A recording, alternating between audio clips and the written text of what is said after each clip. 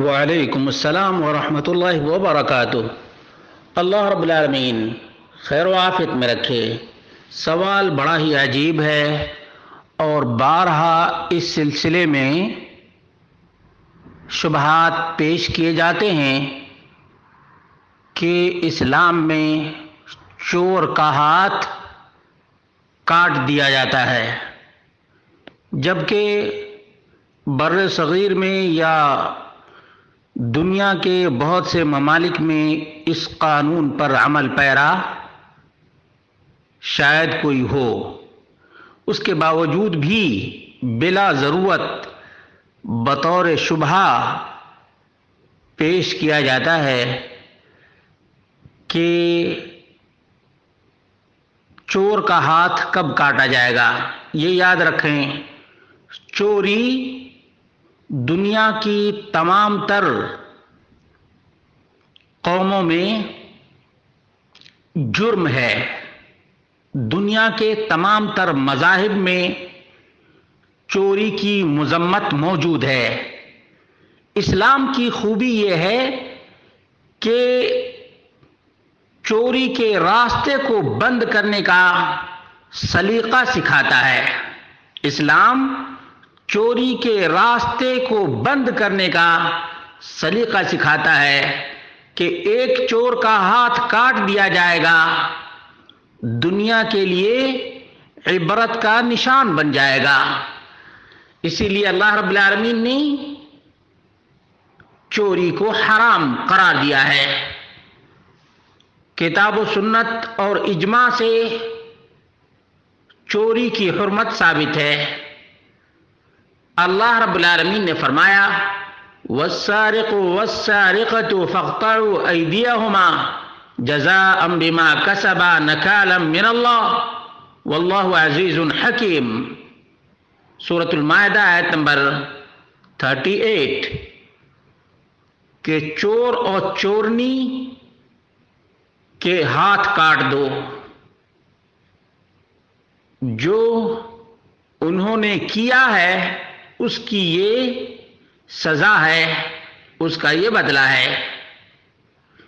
اسی طرح سے اللہ کے رسول صلی اللہ علیہ وسلم نے فرمایا تقطع الید فی ربع دینار فصاعدا، صحیح البخاری کتاب الحدود 6291۔ اور رسول اللہ صلی اللہ علیہ وسلم نے چور پر لعنت بھیجی ہے، فرمایا لعن اللہ السارق، اللہ تبارک و تعالیٰ کی لعنت ہو چور پر۔ البخاری کتاب الحدود 6285۔ چور یا چورنی سماج اور معاشرے کے لیے بدنما داغ اور بدنما دھبا اور لوگوں کی بے قراری اور بے چینی کا سبب ہیں۔ چور اور چورنی سماج، معاشرہ، سوسائٹی کے لیے فاسد ترین اور مفسد ترین عنصر ہیں، اس لیے انہیں عبرتناک سزا دی جاتی ہے تاکہ سماج اور معاشرہ امن و آشتی کا سانس لے سکے۔ جو لوگ اس کو غلط قرار دیتے ہیں وہ چاہتے ہیں کہ ہمارے سماج اور معاشرے میں لوگ بد امنی کی زندگی گزاریں اور ڈر اور خوف کی زندگی گزاریں کہ چور نہ آ جائے، ڈاکو نہ آ جائے، چور نہ آ جائے، ڈاکو نہ آ جائے۔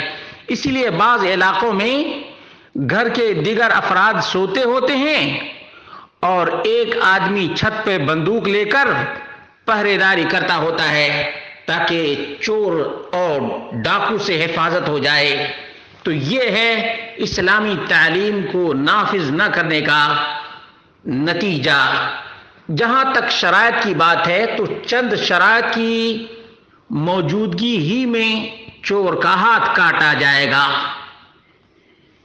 اور یہ بات یاد رکھیں کہ ہاتھ کاٹا جانا بہت ہی گمبھیر ترین، اور وہ بھی لوگوں کے سامنے ہاتھ کاٹا جانا، اس کا اثر بھی دور رس ہوتا ہے۔ لیکن ہاتھ کاٹنے کے لیے چند شرائط ہیں۔ نمبر 1، چور خفیہ طریقے سے چوری کیا ہو۔ اگر خفیہ طریقے سے چوری نہیں کیا ہے، چھین لیا ہے، جھپٹ لیا ہے، لوگوں کے سامنے زبردستی لے لیا ہے، تو ہاتھ نہیں کاٹا جائے گا۔ نمبر 2،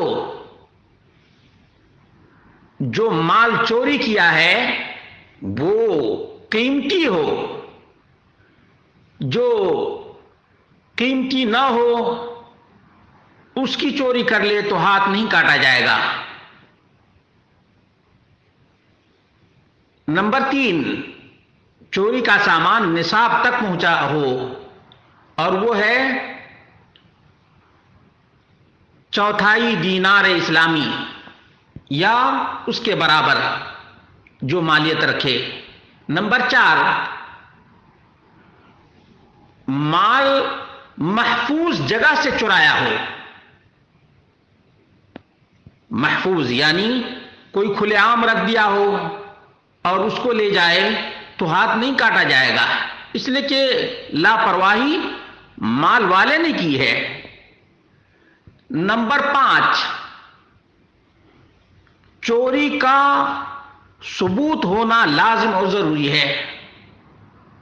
اس کے لیے 2 گواہوں کی ضرورت ہے، یا 2 مرتبہ چور خود اقرار کرے کہ ہم نے یہ مال چوری کیا ہے۔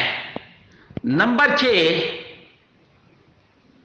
صاحب مال جس کا مال چوری ہوا ہے وہ چور سے اپنے مال کا مطالبہ کرے۔